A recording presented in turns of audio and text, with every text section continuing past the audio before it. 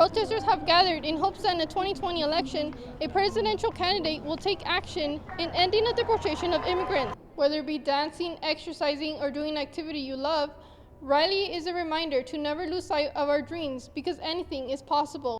The Black Lives Matter group are all supporters of social justice and hope other politicians will hear them out as well. One thing is clear though, they all want change to happen. In Los Angeles, for Valley View News, I'm Elaina Tovar. No fear! Immigrants are welcome here! The raids, No fear! the family separation, the deportations of immigrants. The Immigration Justice Committee and 46 organizations are tired of it all. Fayaz Nawawi was part of the group that came together in front of City Hall to demand change. We believe it is imperative that these detention centers are shut down. The protesters want to break the notion that their only solution is to rely on the Democratic and Republican parties. Maeve Campbell of the Revolutionary Internationalist Organization says the mobilization of the working class is the answer to ending these deportations. Because the working class has the power to shut down capitalist profits and demand that we defend immigrants. Governor Newsom recently signed a bill named SB 32. It demands that federal detention facilities in California be shut down. During the protest, participants laid down to represent the many immigrant deaths since President Donald Trump took office. No Trump! No KKK! No racist USA! The participating organizations believe no human being is illegal in this country. Rather, they think people should greet immigrants with friendship. Lisa Salvery says people should think more before taking action in any matter. About what the laws that we pass, who we vote for, we have to think about the fallout that's happening, and the detention camps is just one part of that, a bigger problem and bigger issue. Protesters have gathered in hopes that in the 2020 election, a presidential candidate will take action in ending the deportation of immigrants.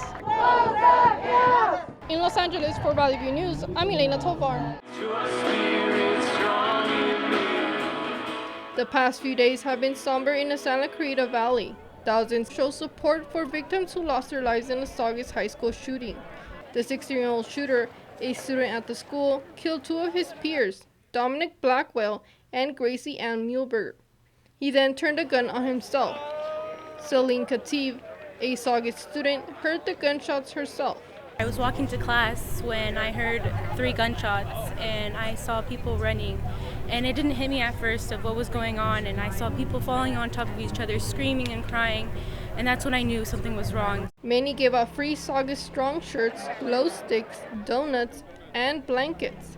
Families, relatives, and close friends of the victims spoke. Emma Bartell, a friend of Blackwell, says his memory will always be in their hearts. It will be a long, painful walk to class without him on December 2nd.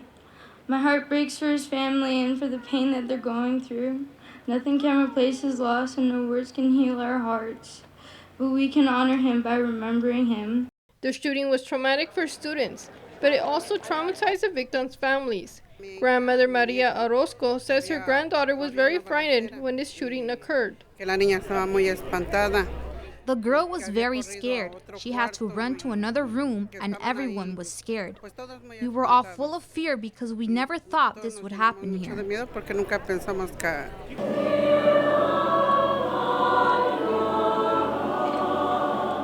Thousands of blue glow sticks rose high in remembrance of the victims.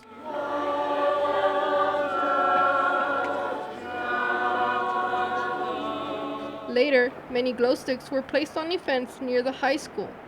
Charlotte Steiger says these constant shootings aren't fair.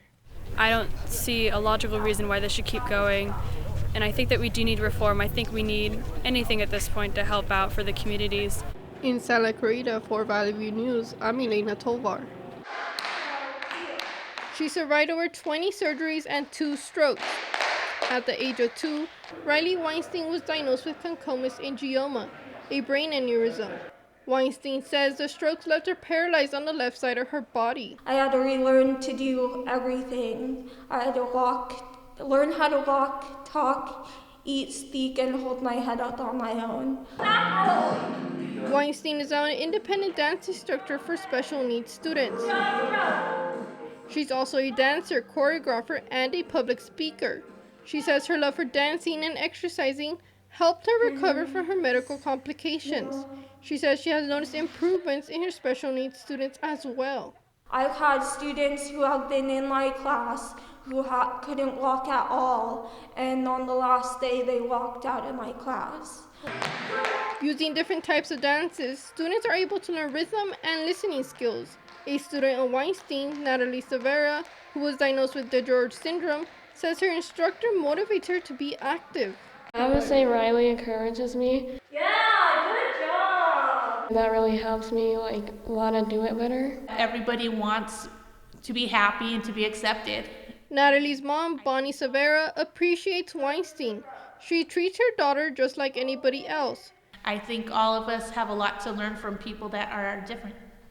Weinstein says she isn't embarrassed because of her disability.